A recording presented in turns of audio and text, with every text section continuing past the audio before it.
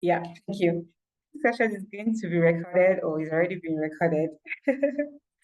And we would like you to keep your microphones muted unless you're speaking. And if you have like questions or comments, please put them in the chat box, in the Q&A box.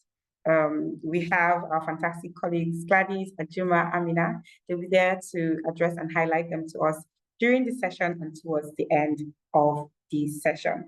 So for us to begin our rounds of introductions, I'd like to know where you're listening to us from, and what you had for breakfast, or is it lunch where you currently are? So text us in the chat box your name and where you're listening to us from and what you have for breakfast. So me, I'm Jemima from Nigeria, and I've not had breakfast, but I'm sure you guys will give you some inspiration on what to eat today. So we'll just get right into it. For the past 7 years, Teka has been doing some amazing, fantastic work in building safer internet for not just Nigerians, but also for Africans. One of the things that we focus on is how we can leverage technology for social impact across Africa. And today's conversation continues this journey by exploring how we can protect us, internet users, from the rapidly evolving digital landscape. I think that is very, very important that we as internet users, as we've seen, obviously, over the years, digital literacy has transitioned and digital illiteracy has also transitioned. So it is now beyond, can you use a phone? Do you know what AI is? So do you know how you can be safer? Do you know how you can push for more inclusivity while we use the internet or digital devices? Before we go ahead, we would like us to I'd like to ensure that we all know why we're here, why Tech has decided to create a safe space for Africans to be able to talk about everything digital safety, digital rights, and inclusion. And to do that and to frame this conversation, I would like to invite our head of programs, Mr. Peter Akinisi, who will be briefly telling us about Safe Space Africa and why conversations like today's matter. Yeah? So, Peter, you can unmute your mic and turn on your camera for us to see your face. He set the context on why we are here today. Thank you.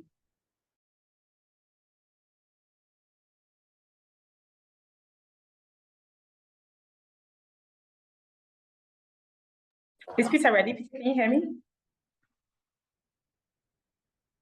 I see his camera is stuck in time. Anyways, while we wait for him to get back to that, oh, Victoria, me too. I've not had breakfast. We are twins. See, Ugochi has up very early this morning. That's fantastic. Hi, Mohammed. Hi, Faith from Cameroon. Hi, Fauzia from Kenya. Hi, Peter from Benue State and Anastasia from Kenya. It's so nice to meet you. Are you not telling me what you had for breakfast? I need inspiration. I will wait for that to come on. I will just be saying hi to everyone in the chat box. Hello, Onyinyechi, legal and program officer. Oh, that's so nice. Nice to meet you, Onyinye. Welcome. Okay, so just give us a few more minutes for Peter to be able to get set and set the context. But yeah, still on to introductions. Please tell us where you're listening to us from and what you had for breakfast. I am still looking for breakfast inspirations. One of the fantastic things about today is that this is the first time we are going to be hosting a Safe Space webinar during our anniversary week. So what this means is we would like to see your fantastic faces later on in the middle of this event. So we could say happy anniversary, Teka, as part of our bigger video. So I hope we're all ready. I'm going to give us a few minutes. Get your powder, your lip gloss. Yes, even if you're a man, get your powder and your lip gloss ready for us to be able to get this started.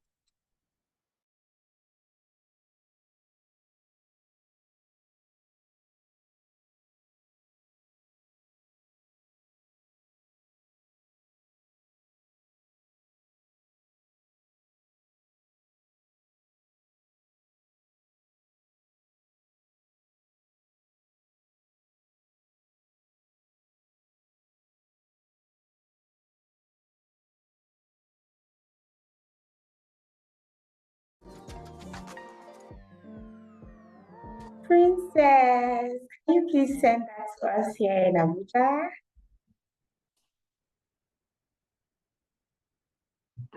Kenya. Greg, I'm not the person that has breakfast too. Is it a Nigerian thing? For listeners from other countries, are you guys having breakfast or is it just Nigerians that don't eat in the morning?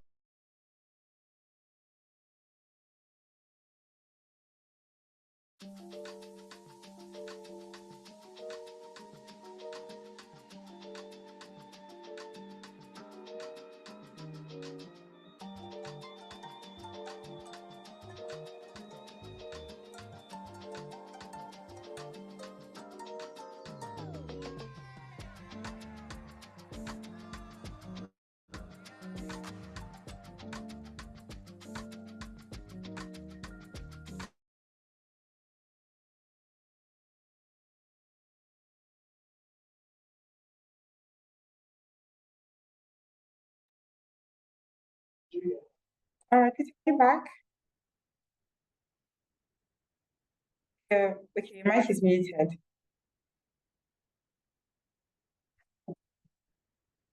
Peter, I have unfrozen you from time. Yes, I You am. may now unmute your mic.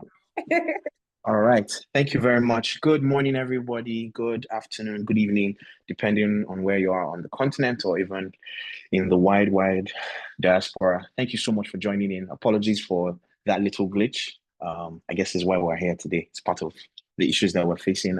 Want to say thank you so much to everyone who has joined in this very special anniversary version or edition rather of our Safe Space Africa webinar series.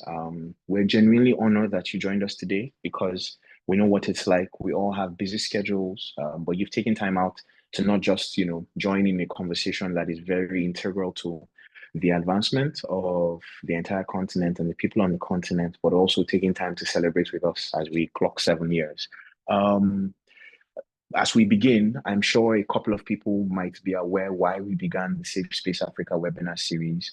And we're also aware that a few people might not be up to speed as to why this is important. But for us, we've often felt like too many of us on the African continent are passive observers as technology evolves at breakneck speed. And we feel like because we're confronted with the disruptions, both positive and negative, that advancement in technology brings us, we are also confronted with a few problems, specifically, abuse of our data, abuse of our privacy, harassment, exclusion, a lack of proper context for the things that we want to be able to do. We've also seen that the way technology is built is often built in a way that aims to have profit at the center instead of the well-being of users and the individuals who are within all sorts of digital platforms. Tekka has always believed in asking difficult questions, and part of the difficult questions we want to ask is how can we make sure that technology serves people and it's not serving just the platforms. So this is the order. It's not just a situation where platforms exist to serve themselves, but we want our platforms to serve the people who they were built for, especially our African users. As we mark 7 years, we've always thought about advancing safe digital spaces, safe use of emerging technologies, especially for women and girls across the African continent. So having a conversation today about digital consumer protection couldn't have come at a better time.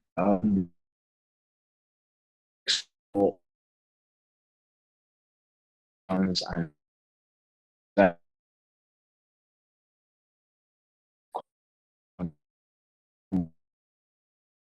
they look at the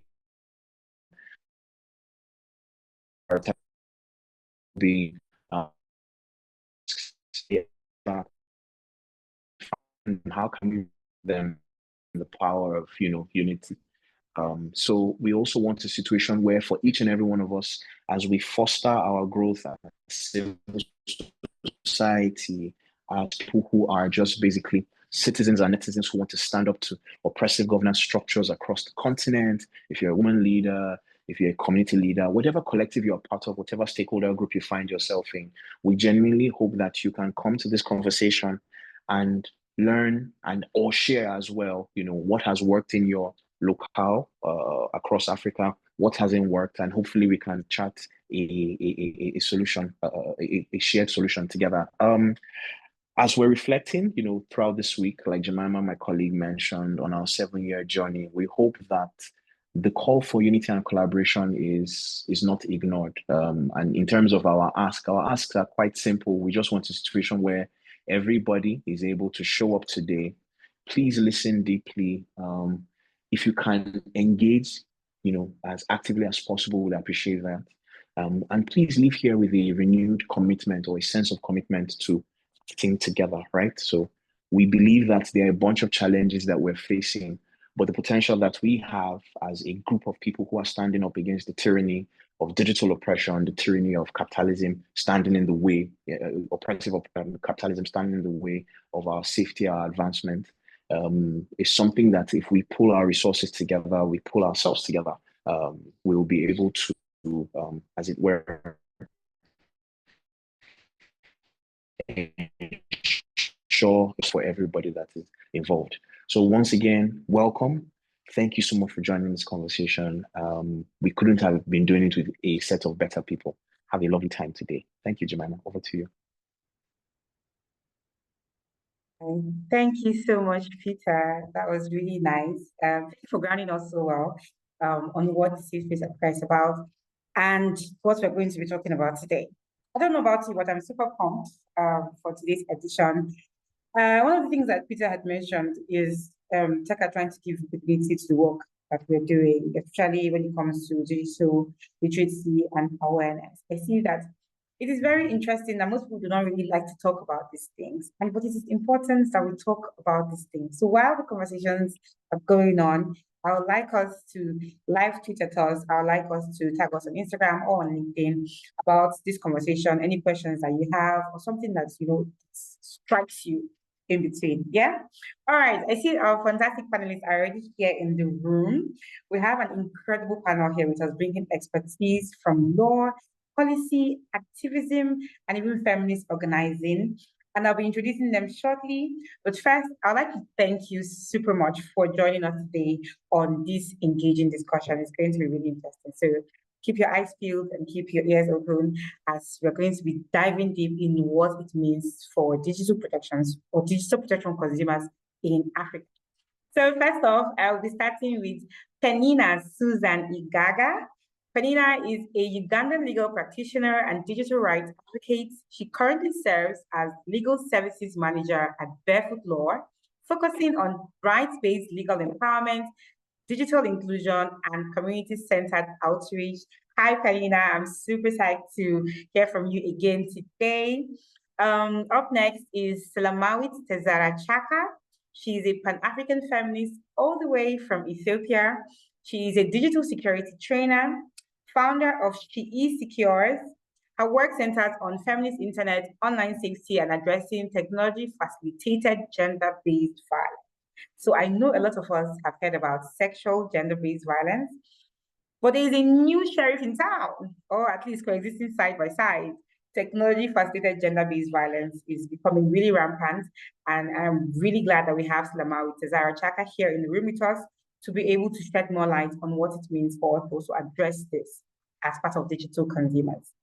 And last but not the least, we have Doreen Abiero. She is an advocate for the High Court of Kenya. She's also a researcher, a vocal advocate for safer and more equitable digital ecosystems. Her work spans across digital rights, AI privacy, and gender-responsive policies. It is a lovely honor. I'm very, very honored to have fantastic women in the room with us as we have these conversations.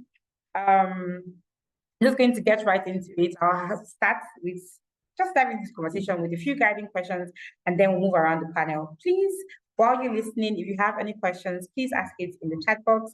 We'll be taking questions in between our conversations right now and also at the end. We want to hear your voice. This is a conversation. This is not a workshop where we teach you. We want to hear from you as well. So I'll be beginning with Doreen. Is Doreen here with us? Doreen, you can turn on your camera, you can unmute your mic. Hi, Doreen. Good morning. Good morning. I hope you can hear me clearly.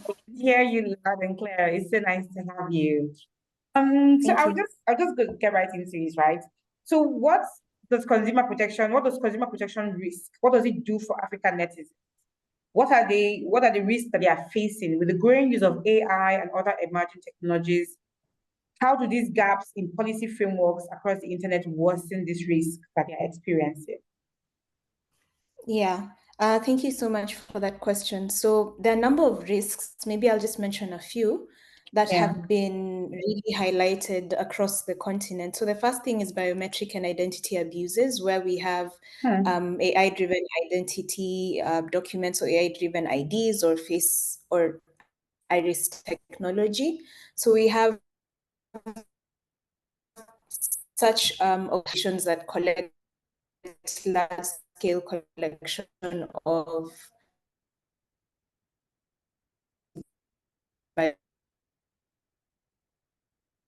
example, in Kenya, we had the WorldCoin saga, where we had many participants, so many citizens going and lining to have their irises scanned just for a mere, it was even less than $100, probably $50. Wow. And they didn't even know why their irises were being scanned, what that information was going to be used for.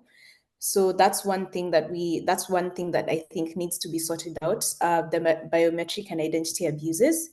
Another thing is the predatory fintech and data grab lending models, where we have AI scored microloans that scrape contacts, geolocation, and device data. So I'm not sure if it's also the case in Nigeria, but I think it is. But like in Kenya, we have so many lending applications that give people money whenever they need it.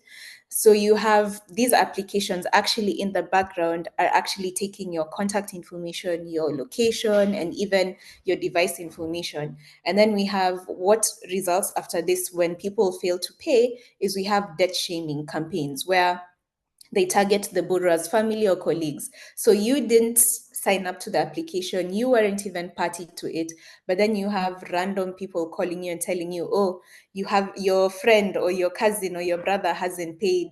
And you're like, where do I come into this? So that's another thing that needs to be sorted, and that's a huge risk. Another risk is under moderation and bias in African languages, where we have AI content moderation that underperforms in low resource languages, missing hate speech, disinformation, and even TFGBV. The other aspect of this is where now you have very strict filters that over censor even legitimate speech. So there needs to be that balance where we have we take care of under moderation and over moderation. And this brings now the aspect of being able to detect African languages, and that brings in the aspect of natural language processing, where we have African languages are really low resource. So these content moderation tools are not able to detect African languages. So many things go unfiltered and many things just are swept under the rug. So another thing that needs to be addressed, or the risk rather, is TFGBV, which you mentioned is technology facilitated gender-based violence.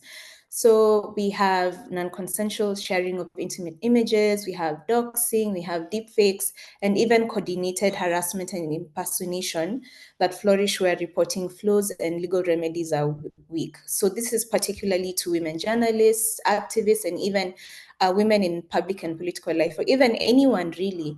So there needs to be more regional advocacy about this and training bodies that are documenting the surge and policy gap, so that there's more awareness of technology facilitated gender-based violence, because it's clear, I think people know about gender-based violence as it is, but then the aspect of TFGBV needs to be really heightened, especially now in the digital age. Another risk is data extractivism and dark patterns, where you have consent fatigue. If your application or whatever device or internet source you have gives so many steps for people to give consent, some users get so tired and they just click, yes, I agree, and you don't even know what you're agreeing to. So when you have such things and even manipulative interfaces and cross-app tracking, it really over-collects data, and that puts consumers at risk. And the last thing I'd say is critical infrastructure dependencies and failures to basic recourse. So when you have platforms or payment rails that change rules and local users have limited appeals, and another thing is for cross-border data flows. So if we have these applications or even technology institutions or bodies changing their rules or their terms without consent or without giving full disclosure. And if we have African communities or African countries that don't align their data protection laws, it's hard for consumers to be aware of what's happening. So those are the risks that I'll mention for now. I would say it's really amazing that you get to touch on this. And these are extra risks that I didn't even know about, especially the one about the biometric abuses. And I didn't even know it was called consent fatigue, when you have so many policies and you just click yes because I just want to play a game or use AI to change my face to look like I'm 80. And those are very important things that people do not know about. So recently, CapCut have brought about a new policy change which allows users to bear the brunt of copyright infringement cases, right? But then CapCut still owns your IP. And we realize that a lot of people do not know about these various issues that happen because by the time the policies come up, they are way too much for people to be able to read through. And also, the thing about debt shaming, yes, you had asked if it's in Nigerian, if it all happens in Nigeria as well, it does. It's really terrible because now these data that they get from you and these debt shaming campaigns that they go on also has various undertones of TFGBV, where they use deep fakes to propagate various forms of violence against the debtors. And I'm very glad that this is something that we can now talk about on an African-wide scale and not just Nigeria, because I know that this is something that happens a lot in Nigeria and I did not know that it was going on somewhere else. Now, just like I had mentioned on the CapCut and people not knowing before they click on this thing, I would just like to move to Penina.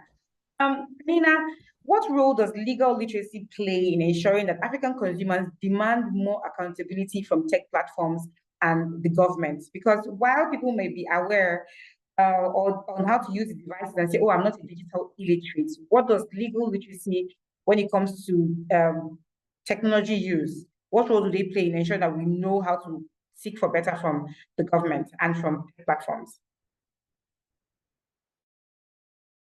Okay, thank you very much. First of all, congratulations on having this webinar during your celebration, and we are glad that you involved all of us in it.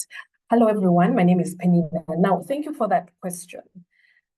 After after Doreen's submission, I think it is clear that digital legal literacy is the foundation of a lot of digital justice that ideally we are seeking. Without it, these consumers are definitely cannot recognize when a wrong has been done, when their rights are being violated. And in Africa, we have many people coming online for the very first time using their phones or, knowing about it on radio. Now, the example that was given by Doreen is not a Kenya problem. It is an Africa problem. It is a Uganda problem, okay? Where I come from, we have women who, even as Doreen mentioned, you're shamed because of access to your contacts, okay? Now, how is this being handled by the women or the African society? The feedback that is given is that, oh, well, that's how the digital world works. If you sign up for it, that is what you are signing up for. So you need to be ready for this. Now, what we are saying is that this should not be the case, okay? A community or a society that is empowered or knows their rights, knows how to call out platforms that are using their information in a way that ideally they did not sign up for. I'll give an example in Uganda where in Uganda, we are heavily agricultural. You'll find that there's also use of mobile registration when it comes to agriculture, when it comes to getting finance for agriculture, and also these agricultural apps that promise to make agriculture better for the indigenous communities. Now, we find that this information is misused or shared beyond even the consent that these people are given. Let's even go beyond that. Are these people actually given consent forms to sign? Do they know what they are signing up for? So them being aware of, legal literacy being given to them and them being aware helps them demand for more accountability. when it comes to their information, not just from the platforms, but also from the regulators. The regulators who ideally are supposed to put up policies and frameworks that are going to ensure that these rights are upheld and there's enforcement of these laws. Now, again, remember, legal literacy calls for collective power. It leads to collective power. When consumers understand, their rights, they are more likely to organize and speak out on certain things. In Africa, we know that a lot of decisions are moved by collective power. But if we do not go one by one and ensure that every individual is aware of their rights, of their legal processes that ideally that they can take, whether it comes from being squeezed when it comes to mobile money taxation, which we used to see in Uganda, where because of a collective voice online and offline, people were made aware, and this enabled the citizens to challenge these unfair digital financial practices. So basically what I am emphasizing is that we need to have digital literacy because pressure is put on regulators, is put on governments, and a legally aware population ends up easily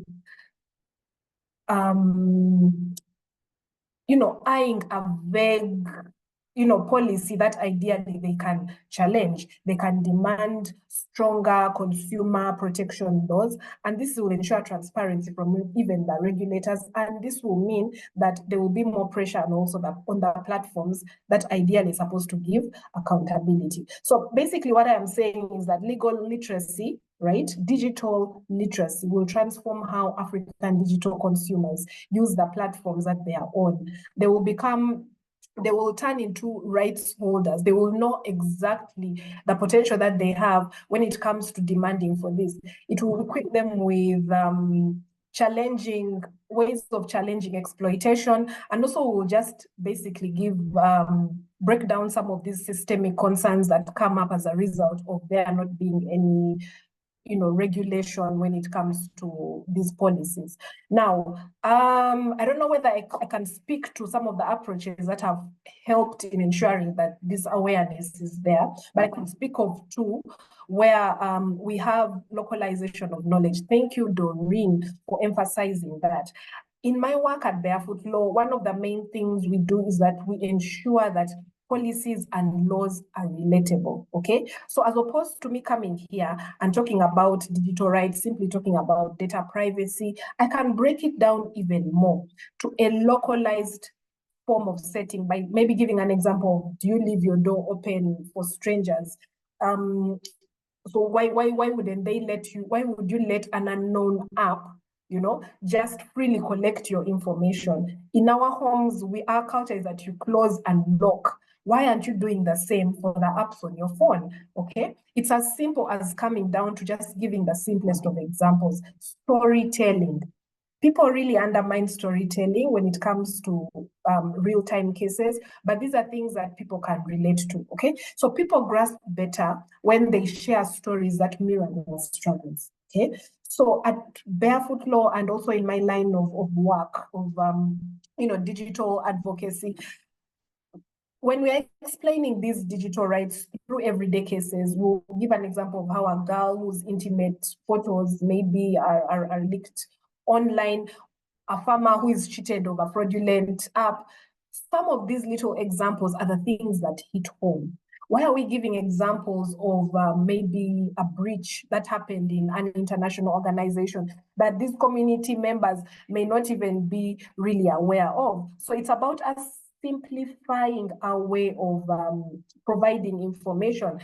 Peer-to-peer learning, okay? I work a lot with young women from the ages of 13 to even the older generation who are trying to transition from the button phones to the smartphones, okay? I go deep down into those villages and I work with them. Now, it is important that you are aware of the environment that you are working in. Validate their experience, sit down with them and have sessions with them. In Uganda, back in a community in Uganda, in a place called Hoima, in Western Uganda, the participants opened up. they really opened up to us about how they were often harassed online. Okay, you may not get this information if you don't go down and actually put yourself into their situation, offer a safe feminist space, or offer a safe space if it's not a feminist kind of arrangement, and connect with their stories. Connect their stories to existing cyber laws. Okay, that is how they'll be able to comprehend this information much better. Now, we are saying technology is a cause of a lot of this.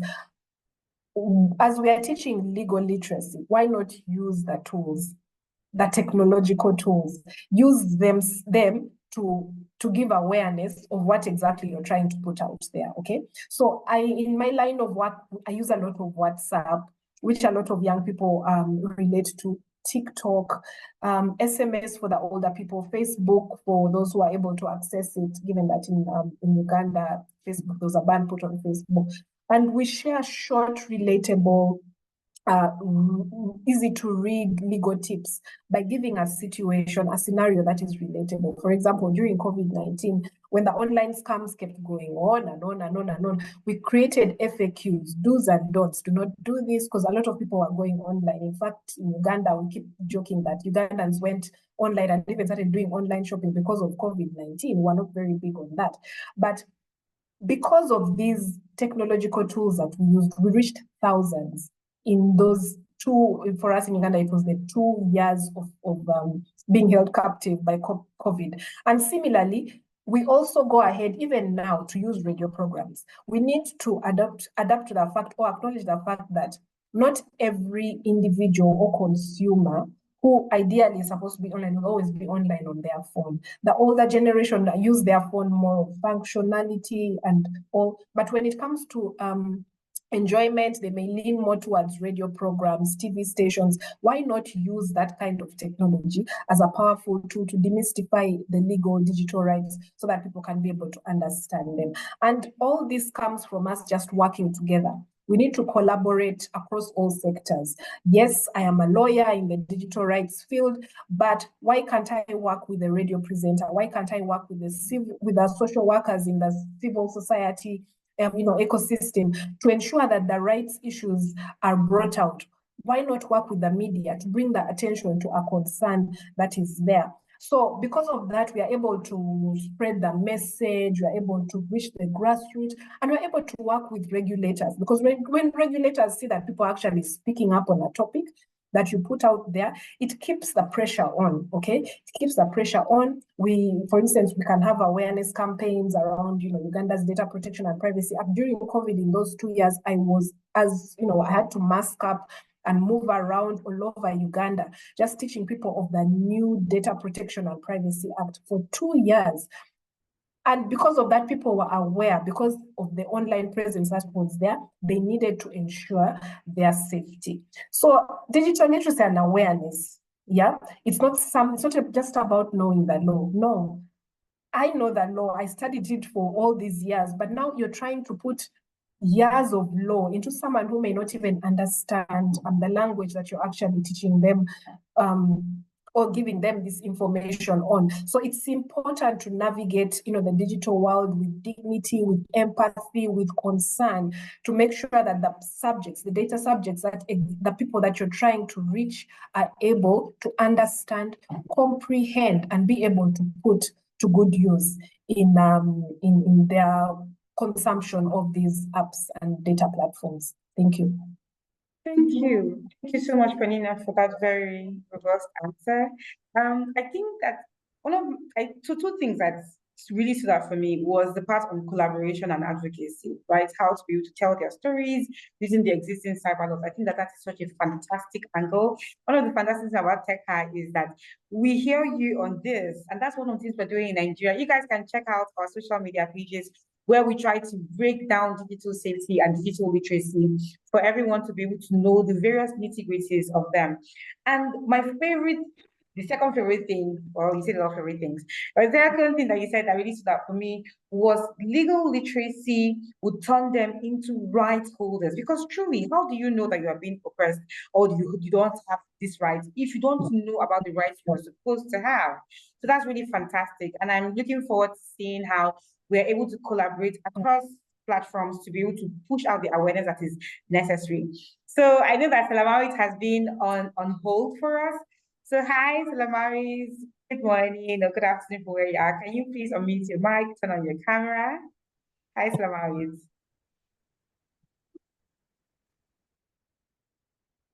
Is Salamaris here in the room?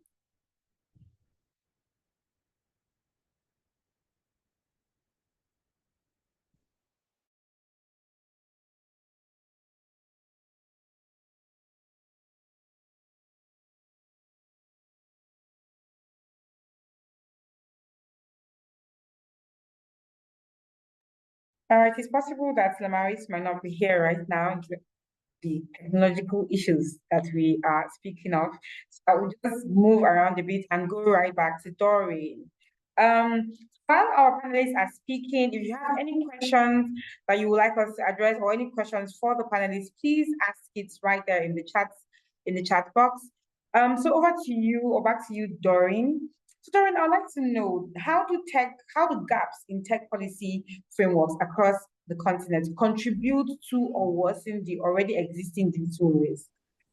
You spoke on some points that are not just Kenya, well, not just East Africa, rather, but also on Western Africa. So I would really like to know from your angle, how do the gaps that exist in our policy frameworks affect or improve our digital risk or exposure?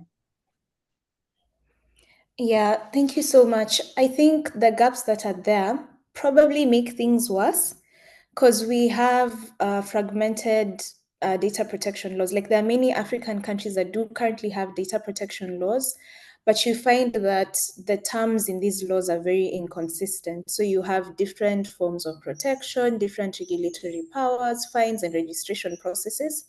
So you'll have now tech institutions will see this loophole and probably go to jurisdictions that have less stringent regulations. If you'll allow me, I'll just share in the chat some work that I was doing with the organization I work with called Kala. I'm trying to see where the messages button is. Anyways, I'm not seeing. Please share it in the chat, or you can just keep it and we'll send this when we are sending out the whole resources, but we can share Yes, I'll share it with you. So basically, it's the AI maturity index, but it does have a portion for the data protection laws in different countries and showing the progress in that. So that would be something that would be really good for the participants to see. So that's one risk that, or one gap that needs to be addressed. And another one is, slow harmonization in regional policies. Like now we have the AU's Malabo Convention, where it's only been entered into force in June 2023, but that's only a decade after it was adopted, and even ratification has not been completed. So you have such gaps that are leading to so many risks in terms of consumer protection and even data protection measures across the continent. Another thing is platform accountability, where you have not very many tech institutions or technology bodies are taking accountability for the weaknesses in their applications. So you find that really brings a lot of problems. And the last thing that I'd say is the gender blind design and remedy pathways, where you have most of these applications and even softwares are designed by men, and they don't really consider the unique features or characteristics or even perspectives of women. So you have most data protection or consumer rules are not that word is long. They're not really thought of or designed with TFGBV in mind. So this really brings a huge problem. Yeah, I think that's all I'll share for now. Right, all right. Thank you so much. And I hear you on gender blindness. It happens a lot. An example is the recent thing that we have experiencing with Grok, right? if gender blindness, how AI speaks about women, talks about women, or even relates to the questions people ask is quite terrible.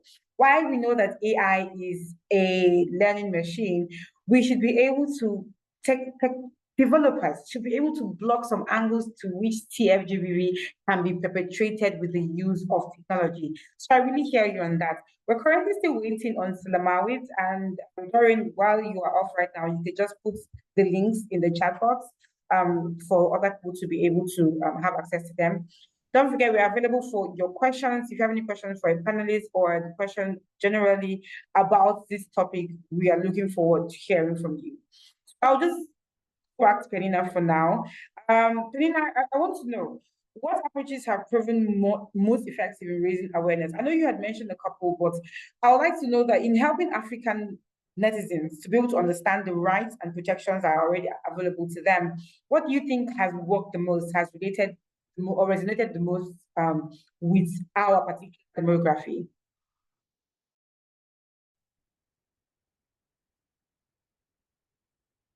No?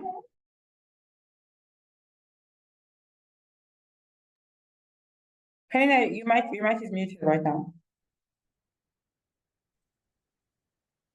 Oh yeah, sorry about that.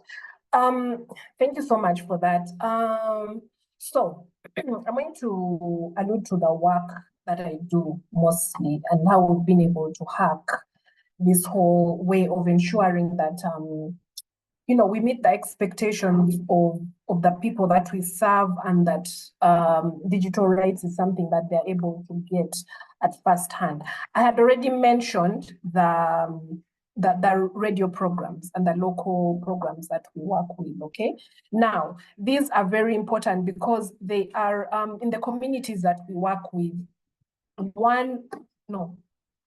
3 in 5 of the communities, you'll find that there's always a small radio, whether it is solar, whether it is battery, use. These radios are a source of information. So radio in local languages is the way to go. Radio in local languages is the way to go because at the end of the day, they cover a great demographic that ideally you wouldn't have been able to cover.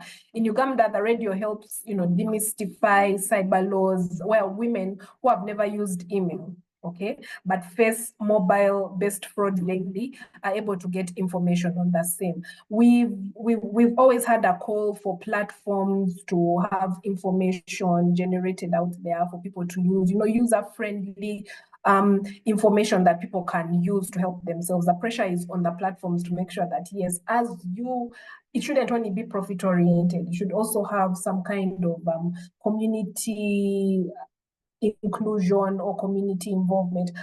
How best than to come onto the radios? Have one of your people in the platforms or who represent the platforms come on in a local language, find a way of giving this information to the people. Then also working with community nodes.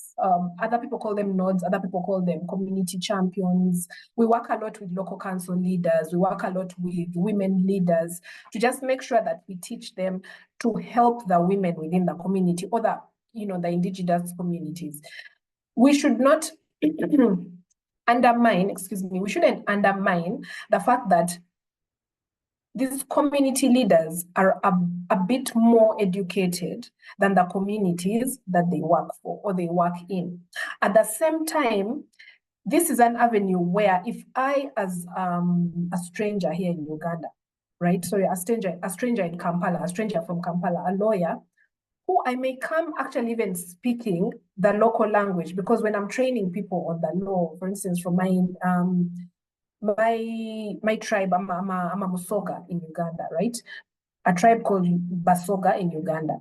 Now, when I'm training people in Namutumba or Iganga or even Jinja, if I am going indigenous, I'm going to speak the law in my language. But remember, I've grown up in town. Chances are I may actually speak the word and I think many of us have experienced it, where we've had these memes that go around that when people from town go to the villages, the way they speak the language sounds even different. But when you work with the community champions, if you work with the leaders who often we train, and then you put them back into their villages and into their communities, and they teach their peers, they teach the community on online safety, on consumer protections, I believe would be able to reach even that woman over there, because there's a way, however much you try to curate it to a point of a lived experience there, or in line with in line of the community that these people are in, you don't really understand it. We will try to understand it because, well, we are Africans. There's a general way in which we work, but you will not understand how a woman in Namutumba or a young girl being harassed online through WhatsApp would be able to understand it. So the peer-to-peer model is really, really powerful, okay? Now, my third that I would recommend is a hybrid approach, okay? We need to combine in-person legal clinics, okay, with all these online, information and awareness that we are doing. It is important you're going on radio, you're sending out messages, but you need to put a face to it.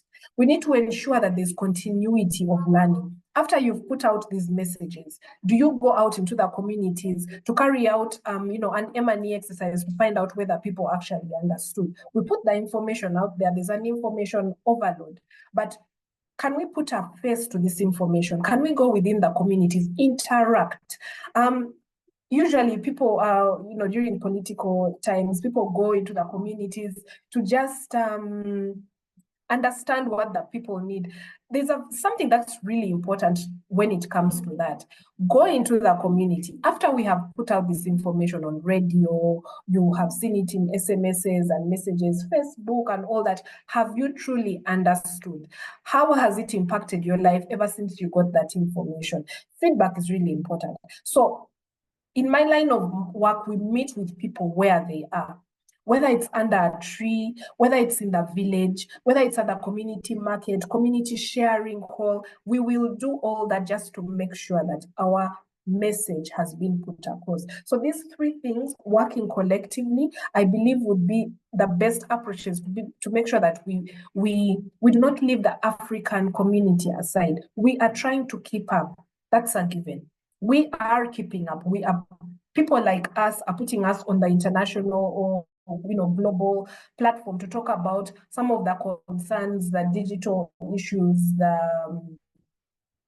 consumer platforms, putting pressure on them to make sure that they are African-centric or African-friendly. But we are forgetting there are those who are still trying to catch up, or there are some who are not yet even there. So we need to also have a hybrid approach. As we are out here doing this, we need to also make sure that as we get this information, we go back into the communities and curate it in such a way that the people in the communities can be able to consume it.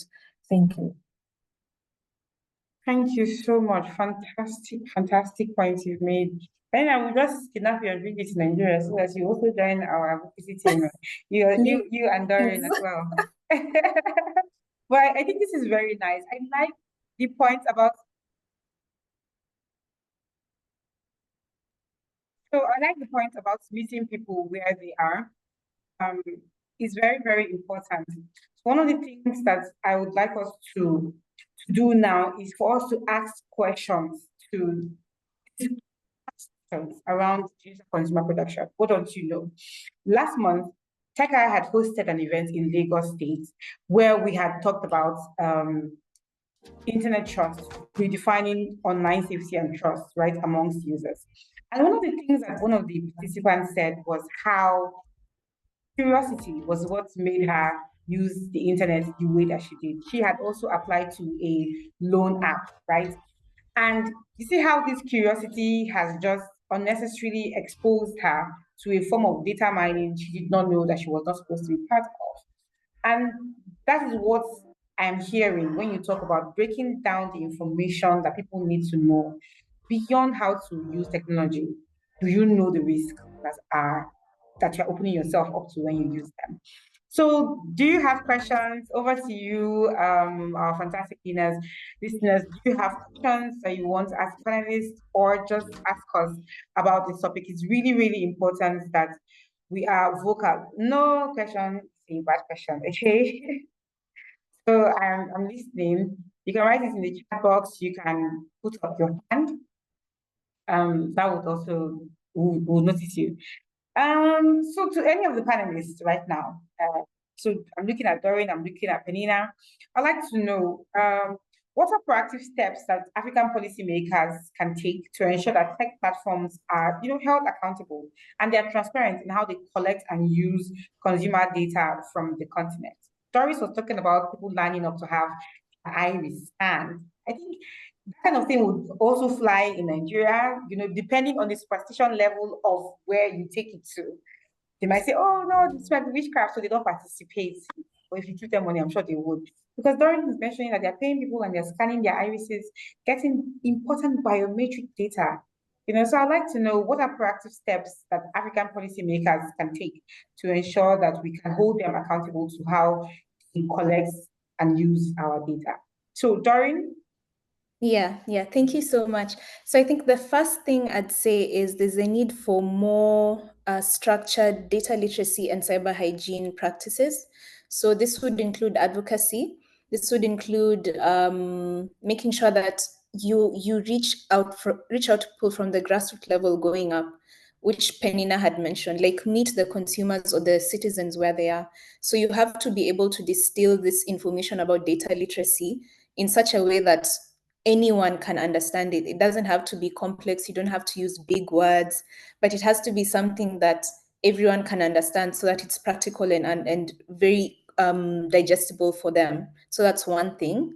Making sure that this is something that is done structured in a very systematic format, and that would include then having the government departments being part of this, because it's not easy to just have CSOs and NGOs take part in this work, but we also need the government to be part of this so that it's easier for the whole country or countries to see that this is something that governments also want for us, not just institutions or organizations. So that's one thing. Another thing I'd say is there's a need for regional integration, which I mentioned, or even more impactful regional integration in terms of the policies and the laws, because we have the Malabo Convention, we have the Continental AI Framework, but we need to have countries now reflecting what these regional or continental documents show, because you have countries have their own data protection laws or their own AI strategies, but they don't necessarily reflect what the continent has brought out as the continental policy or the continental document. So that's another thing. Another thing that we need is local content moderators. That's something that is very necessary, especially when using apps like X or any other application where people just talk randomly. So you need local content moderators that can be able to flag languages that are said in African dialects or anything like that. So it's easy for them to even protect users from TFGBV and even, filter any hate speech or any misinformation or disinformation that could not have been tracked by AI tools. Then, there's also the need for safety by design. So I'm seeing someone has said there's the need for our own African infrastructure. I think that's also very true. So in terms of safety by design, there's a need for our own African infrastructure where now we're able to design things with our own African perspectives in mind, not necessarily just replicating what we've seen in the West, but now saying like, this is what is very key and very unique about the Kenya narrative. This is what is unique about the Uganda narrative. This is what is unique about the Nigeria narrative. So it's very important to structure our applications or softwares or in such a way that is very unique and contextual. Yeah. So thank you so much. Thank you so much, Darren. I really like that. So at this point, before I get onto it, I hope we're prepared, because I had told us earlier that I would like us to turn on our cameras at some point so that we could wish Teka a happy 7th anniversary. Teka is having his 7th anniversary this week, and we are creating a huge collage of all our events. I don't know why it keeps focusing. Oh, I'm sorry about that. Anyways, so are you ready to turn on your mics? I'm going to give you a few minutes to, put on your powder and your lip gloss, like I said earlier, so that we could do a happy anniversary TechHack. But Doreen, I hear you heavily on content moderators, localized content moderators, because when I insult somebody in a Nigerian dialect, it will not really reflect to the foreign users. So, and they will not really know the meaning of it. So that's also really, really important. Right. So we're going to get into it. Are we ready? Please turn on your cameras, everyone. You can mute your mic. We're going to be saying happy anniversary TechHack at the count of 3. At the count of 3, we're saying happy anniversary TechHack. All right. Please, you can stop sharing your screen. Thank you. All right. Oh, everybody's so pretty. Hi, Nadine. Hi, Shamilare. Hi, SA. I don't know your full name. Hi, Mohammed. Hi, Anastasia. Hi, Fauzia. Hi, Esther. All right. I'm still waiting. Okay.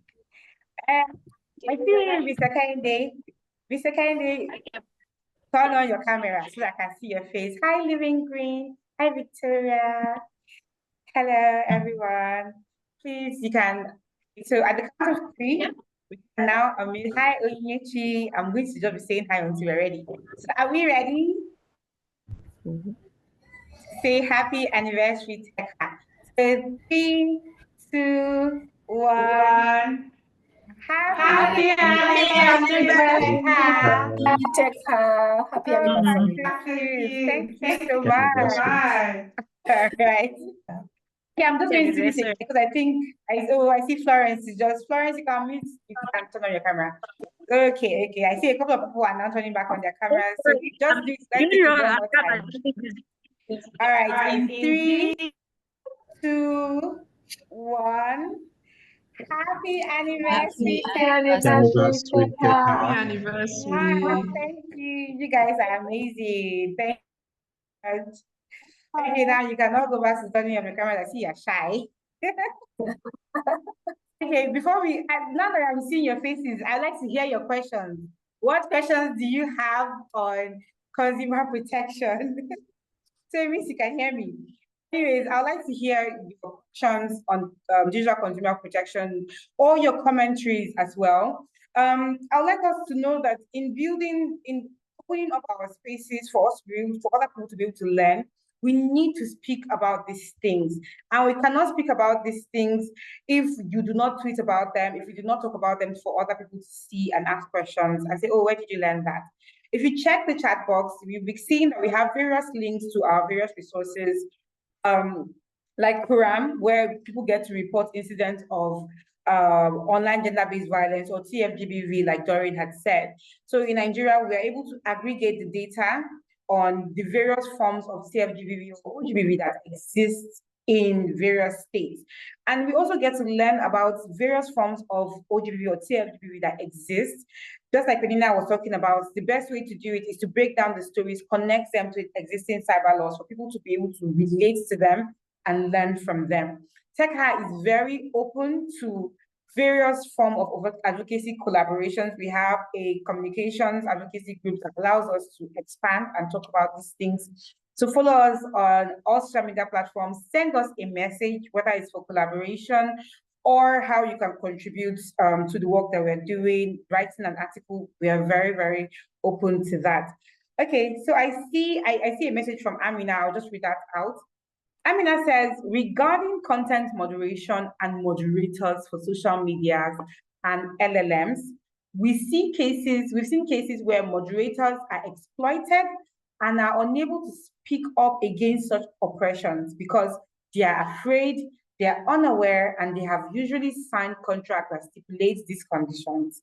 In this conversation about digital consumer protection, what do we do and how do we approach this? All right, so Penina, I'll hand that over to you before I get to Doreen. So Amina is asking, how do we approach the fact that when it comes to moderation, there's also a lot of oppression? And because you actually said, if you don't know your rights, you don't know you're being oppressed. I want you to answer that, Penina. So over to you. Okay, thank you so much for that question, and that's a really, really great question.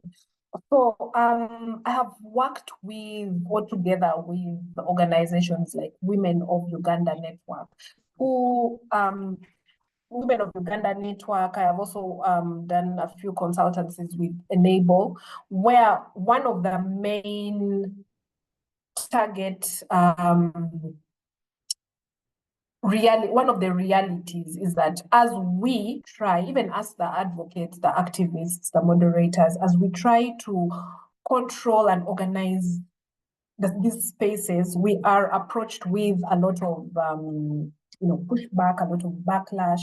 And so right now, a lot of organizations are going towards working towards empowering the people who ideally are supposed to put things right. We can't take away the fact that we're human beings at the end of the day.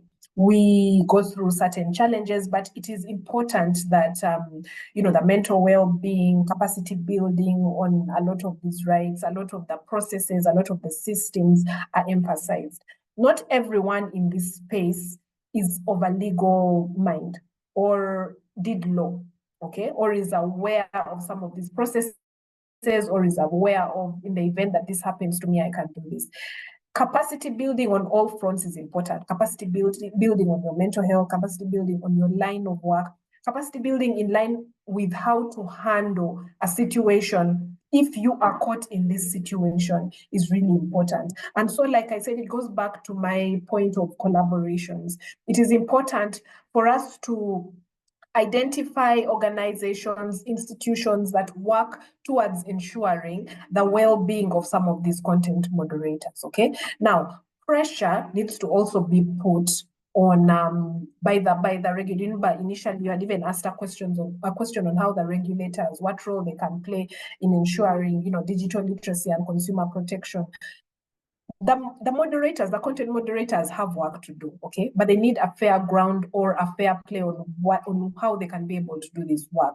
And so it is important that the regulators and governments actually put pressure on the platforms to give the moderators space to work. It is not wrong to call out a wrong. There's nothing wrong with calling out a wrong. There should be space, there should be an avenue for a wrong to be put out, for it to be rectified. So if there's going to be oppression, if there's going to be backlash towards the kind of work that's being done, this needs to be put out, and there should be rules and regulations and avenues to talk about some of these concerns that the content moderators are facing. Because ideally, they're trying to bring out transparency reports, they're trying to pinpoint a problem, they're trying to handle African users' data to ensure that it is data that is used the right way. Once it is collected, is it used in a way that will not harm?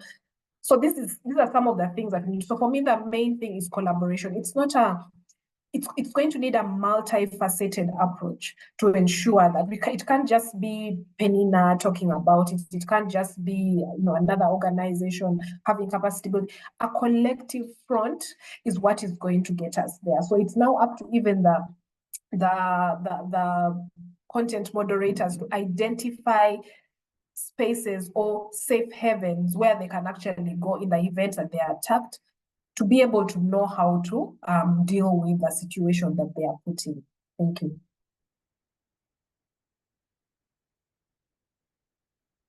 Thank you so much. Thank you. I really like your answers, Penina.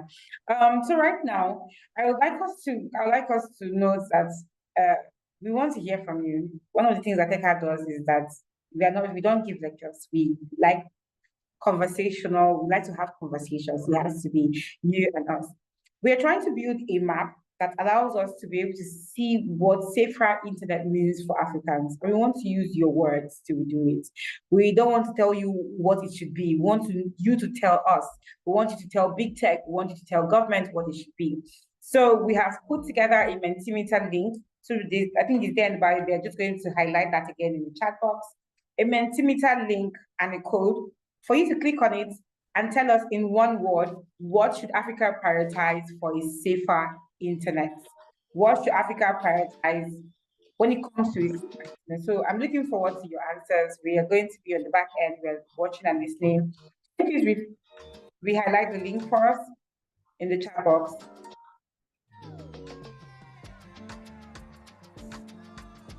While this is happening, that's the link and that's the code. Please click on it. Tell us in one word, what should Africa prioritize for a safer internet? Please don't put heavy content moderation. One of the things that Doreen had said earlier when we began was how we should be able to have a stable form of moderation where we are not heavily censored and people who are supposed to say the truth cannot say the truth. Let us be very wary of the amount of power we want to give government. So what should we prioritize for a safer internet? If you have not followed us on our social media, please follow us at TechHerNG. Oh, I see awareness. Oh, that's fantastic. Data sovereignty, people-centered privacy. That's so nice. Digital literacy. Keep your answers coming. We'd like to see how they pop up. Fantastic. Safety. Diversity. That's a very good one. So we're still waiting for more answers.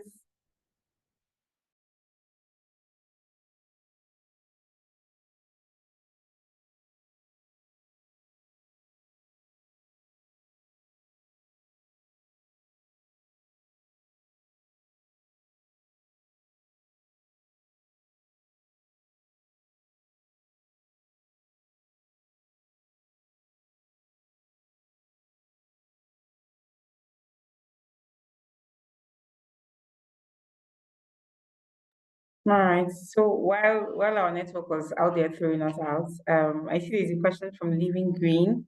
Living Green is asking, as a journalist, how do I kickstart the fight to educate the public? Okay. She's asking, as a journalist, how do I kickstart the fight to enlighten the public on their digital rights? How do I build my own capacity in order to begin addressing the issues in the digital space? All right. So I'll give that to Doreen before I also respond as well. So Doreen, we also highlighted. Thank you, Ajima, for putting back the link to the Mentimeter for us to be able to fill out what we want to see for a safer African internet. So Doreen, ready when you are. Thank you. Yeah, thank you. Yeah, so I think the most important thing you can do to build your own capacity is give your own personal story. Make it so relatable such that when you're telling people about what digital rights mean, you're telling them from a point of, this is what I have experienced, this is what I have seen in the space that I work in as a journalist, and this is how it has affected other journalists and even people that I know who are not journalists. So make it a very personal experience such that it's very relatable. And then now you can link that up with partnering with other organizations that can help you further entrench the work that you're trying to do in building capacity for digital rights, whether it's digital literacy organizations, advocacy groups, CSOs. So that's the first point. Make it something that is very relatable to the people that you're speaking to. That's the first thing that I'd say. And it works. Yeah. Thank you so much for that. I really like that. Make it relatable. Look at the people in your space. What is popping up? What are the conversations that are happening there? Because sometimes when we look around us, we'll be able to hear some digital literacy or illiteracy mistakes people are making, and it helps us to be able to curate the kind of advice that we give to them. Another thing that you need to do is, in my opinion, for you to read why about upcoming activities, upcoming digital safety risks that exist. One of the things TechHer has done is, like I said earlier, we have broken down the various forms of existing, or at least as at then, the existing forms and manifestations of online gender-based violence. So reading those small stories, reading those small manifestations allows you to learn more about it. An example is, I remember talking about cyber flashing, and people didn't know what cyber flashing was. But when I said, have you ever randomly been on your own social media and somebody calls you and shows you their private parts, or somebody just sent you their private parts? like randomly. Because there used to be a time that used to be such a huge thing. You'll be on Facebook and someone will video call you with their private parts.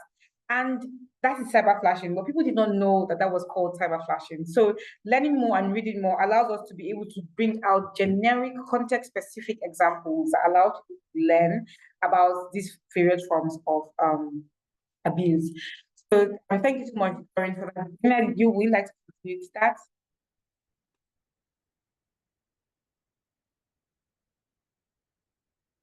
Can you hear? Okay, so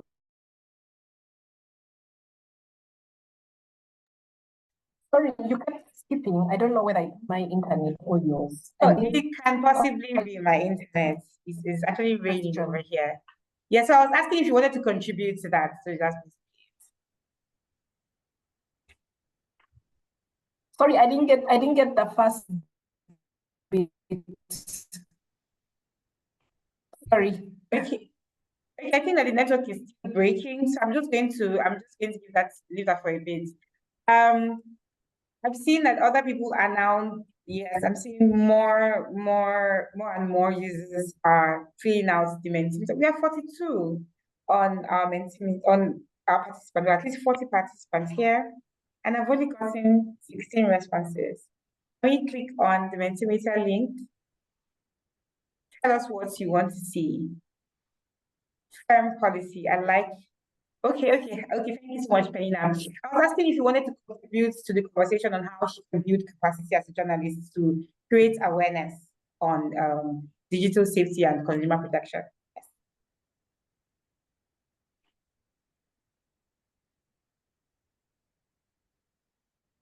Okay, I think that Penina's internet. Okay, thank you so much. I hope you can hear me without it breaking.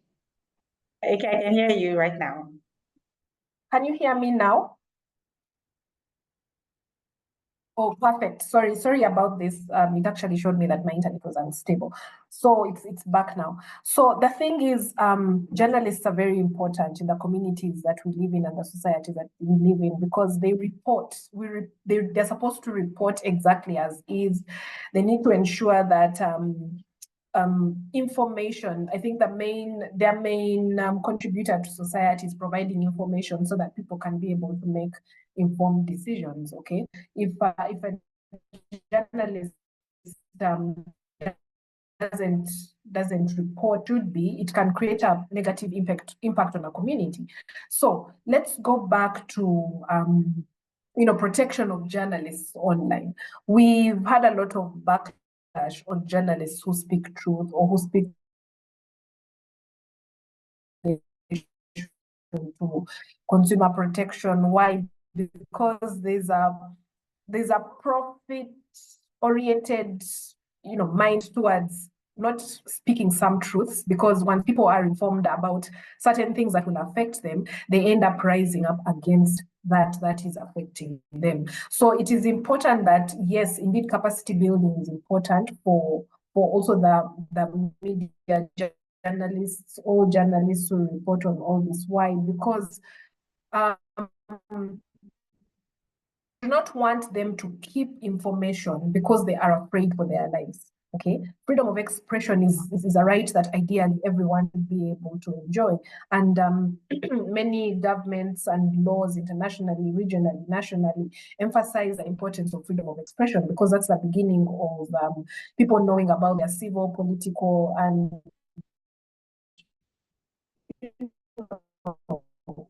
economic rights that ideally they should enjoy.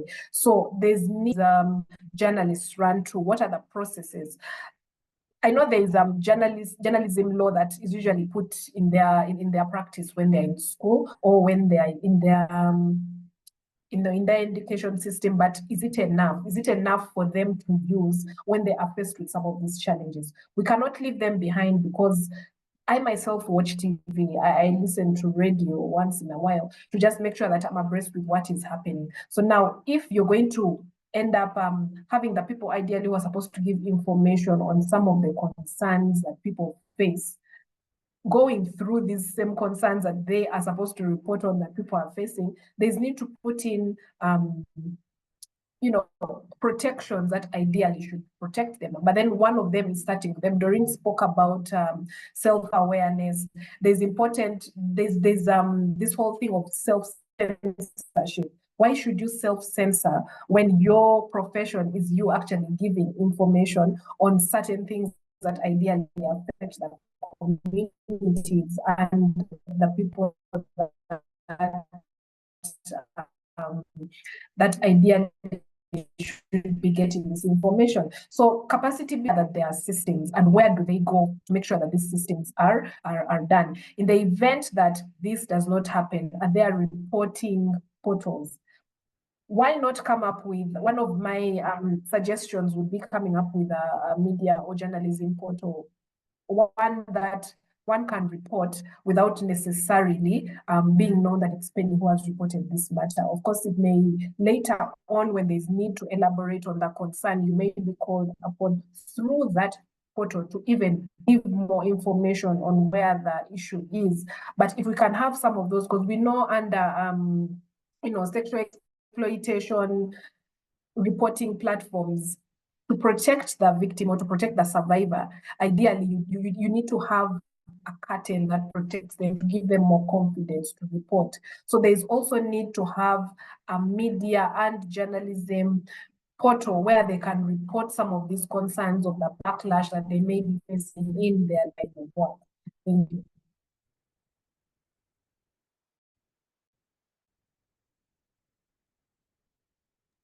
Thank you so much. Thank you so much, Penina, for that. I think that is very important, how we frame our reporting structures for people to be able to spotlight these various incidents. I think that's also really important. So I'll just take one more question for us to be able to close today. It's been really fantastic having this conversation with everyone. So Ajuma has a question that was sent. It is, big tech companies often operate in Africa without local accountability structures. What concrete measures can we ensure that they are held responsible for fraud, misleading ads, and unsafe products sold on their platform? I just want to say this. Recently, there's been an upsurge of loan apps. Doreen, you had mentioned it, Penina, you had mentioned it. While there is that data theft going on currently when people use these apps, there is also a huge amount of sponsorships of ads that allows people that reinforces the need for these apps in people's minds, right? So how can we ensure that we are holding people accountable for the amount of misleading ads that we are seeing? And how can we put concrete measures to pick somebody up, if need be, for the unsafe products that are sold on various platforms? So I would tweet that to you, Doreen. And then the next question will be to Penina. Thank you. Thank you so much. So I think the first thing is that many tech companies do hide behind subcontractors. So you just think that this is another organization without knowing probably it's Google or Microsoft. So I think there's need for that transparency in just full disclosure, knowing that this is this organization that is behind this work. So that would mean that there's need for more due diligence obligations and more stringent laws that curtail such practices among big tech.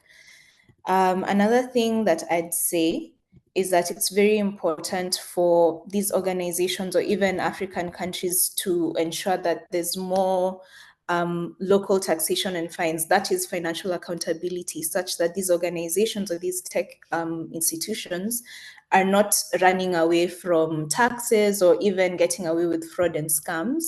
So introducing digital service taxes is very important, and I think that's something that needs to be done across the continent so that consumer protection agencies are able to impose monetary penalties on the platforms for non-compliance. And this will also probably reduce the rates of frauds and scams and even redress for consumers. I've already talked about transparency and oversight, where it's very important to have these audits that are done. So it's important to have independent audits on how these platforms screen ads and verify sellers, and even to moderate any harmful content in the African market. So those are the things that I think need to be done. And lastly, which I think all of us have talked about today, is civil society and collective action. It's very important to have consumers even have class action suits, or even civil societies backing this, and enable citizens to sue platforms collectively for negligence and fraud for any unsafe product, so that it's something that is known that if you do this, the citizens themselves can lodge a complaint against your organization or your body or your institution. And that also ties in with public interest litigation, which I know Penina is very big on. So that would empower digital rights and consumer groups to bring cases against platforms for systemic failures. Thank you. Thank you so much, Doreen, for that. To be honest, I'm looking forward to a time where we'll be able to have a class action suit against loan apps and the amount of times that they have scammed people and the amount of data theft is currently going on. So I'll just move over to Penina. We have the last question before we close, because we want to keep you. How do we deal with unsolicited messages if tech companies are failing to explain how our data was exposed? So basically, what are we supposed to do? Okay, so first things first, one thing I want to put out that I've been dying to put out is the fact that we need to make sure that tech companies are not only profit oriented. We need to push them towards them having like transparency reports on how exactly they are handling African data, okay, or African user data. Why isn't this out there? Why isn't this an open document that people can be able to access? Okay, for me, it is not grow. It's okay. We need you to grow. We need you to grow in our countries. Yeah. When you expand, the more you expand, we are hoping that a country can be able to benefit. But why are we fixated? Why are they fixated on expansion and not necessarily education? Okay, why are they not